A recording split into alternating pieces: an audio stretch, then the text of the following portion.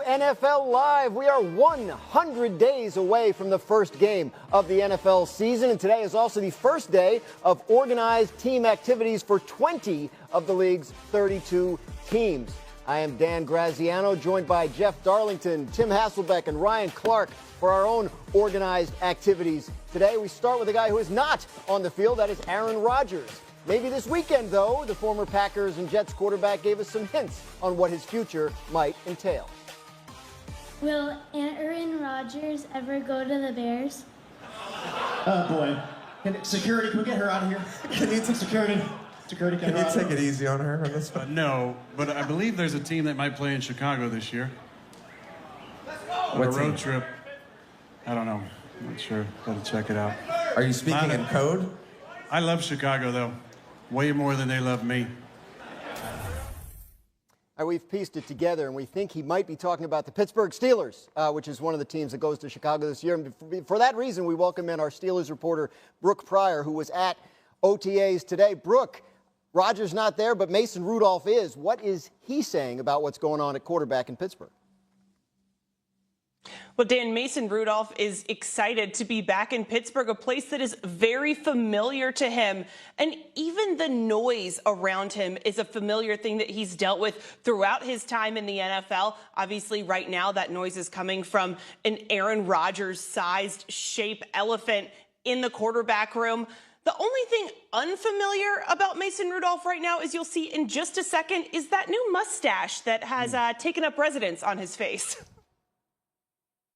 That's nothing new to me.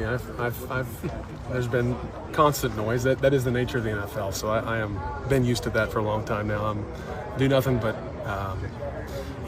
be the best I can be and help our team get better this spring. I've been a part where you jump on the moving train late in the spring, and then you're also here from the jump. So I've learned to adapt to both, but it's obviously good to be wanted. I think it fits me well. I think, when any offense is at its best, you're running the ball well, you're play actioning, you're moving the pocket, changing the launch point for the offensive line, and then you're taking shots to playmakers, and we have plenty of those. All right, thanks. One of those playmakers, by the way, that Mason Rudolph mentioned. Mason Rudolph just said they have a lot of playmakers on this team, but one who was not there, new wide receiver DK Metcalf, who was traded to the Steelers, signed an extension. He was not there for the first day of OTAs that the media was able to be at, but I talked with tight end Pat Freiermuth, and he said that Metcalf has been around for probably at least half of the phase 1 and 2 OTAs. Mason Rudolph said he's gotten to work with them. Pat Freiermuth said that one thing that made them all laugh was he and DK were watching film of some of their practices from some of these bunch formations, these stack formations, and he said it looked like they had another tight end out there on the field when they all split out because DK Metcalf is so big. So definitely a weapon that Mason Rudolph is looking forward to getting some work in with at some point during these OTAs. All right, thanks a lot, Brooke. Brooke will keep us posted on what's going on with the Steelers, as eventually everybody will be back together, and that might involve Aaron Rodgers at some point. Tim, you're a quarterback. What's reasonable in terms of the timeline? How long can Aaron Rodgers take before making this decision and still be effective for Pittsburgh? Yeah, Dan, I think, listen, earlier is always better for all players, especially quarterbacks. But look, when you've been in the league for a couple decades, look, you can do things a little bit differently. And so I do think what is reasonable is at some point during training camp, preferably the start of training camp. Look, if Aaron Rodgers had just stayed with one team his entire career, it might be the kind of move that he would do even if that was the case. Never mind, jumping from team to team, just because we've seen guys that have played in their 40s do stuff like this. So, look, it's not ideal for a team or a player, but when you have the experience that he has, it's still better than the alternative, which is why I think all parties are generally on board and okay with it. For people who have gotten an opportunity to have extremely long careers, it's not game day that normally retires them. It's the rest of the stuff. It's the Monday through the Saturday during the season. It's the off season, the OTAs, and the workouts. And so if you're Aaron Rodgers and if you show up in training camp, you'll have the ability to not only pick up the playbook, but the ability to produce and a team that will allow you to, then that's exactly what you do. The good thing about the Pittsburgh Steelers is you have established leaders in that locker room. People like Cam Hayward and T.J. Watt, Pat Fryermuth, Mika Fitzpatrick, who understands how things are supposed to go.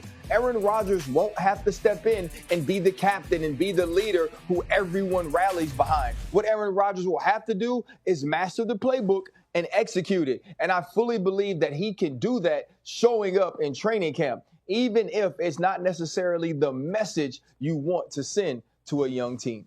In terms of that playbook, it will be one that I think is unfamiliar to him, right? When he was with the Jets, Tim, they kind of built the offense around him the way he wanted it to look. This will be Arthur Smith's offense. What do you think that marriage looks like if it ultimately happens between Arthur Smith, the Steelers offensive coordinator, and Aaron Rodgers? Yeah, Dan, it's a great point because, look, he basically played between Mike McCarthy and LaFleur in the same, derivative of a West Coast offense, and so while terminology and things were different, the basis of what they were doing kind of originated from the same space. It has been a little bit different what Arthur Smith has done. Now, some of that's been personnel, some of that's been Arthur Smith's quarterbacks. So, look, I think the challenge ends up being for both people. For Aaron at this stage of his career to be willing to be an old dog that's taught new tricks and learn something new, be open to that. And I think for Arthur Smith to say, okay, let's do the things that this guy's been historically good at doing throughout his career. And so much like we applauded Kellen Moore for adapting to a run game and using the quarterbacks in Philly in a different way than he'd used quarterbacks in the past, like I think a similar thing has to happen when you have a veteran player coming in with really, what will be a new offense for him. And that, of course, all assumes that Rodgers does show up and play for the Steelers. If he does not, our Jeremy Fowler had an interesting plan B for Pittsburgh the other day on SportsCenter. Take a listen. I would say Kirk Cousins. I mean, I had some conversations with people this week that led me to believe that Cousins is at the very least on the Steelers' radar if something were to fall through on Rodgers. Now, here's how they could make that happen.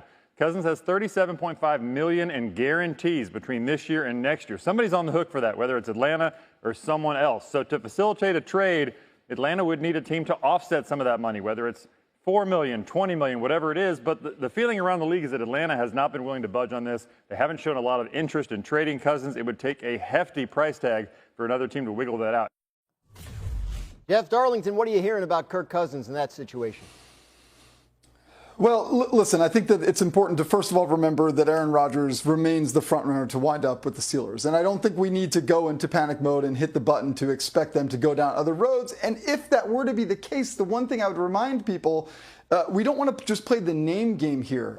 This is not to just dump on Kirk Cousins, but he was replaced by Michael Penix with good reason. I remember covering multiple Falcons games, and I was at those games, and I saw a Kirk Cousins who definitely looked much closer to the end of his career than the beginning. The velocity on his passes was not there, leading to a lot of the interceptions that ultimately led to the bench. So the idea of just saying Kirk Cousins is the answer needs to be kind of maybe just a touch backed off because of the way that he played. Remember that as you consider the possibility of Cousins.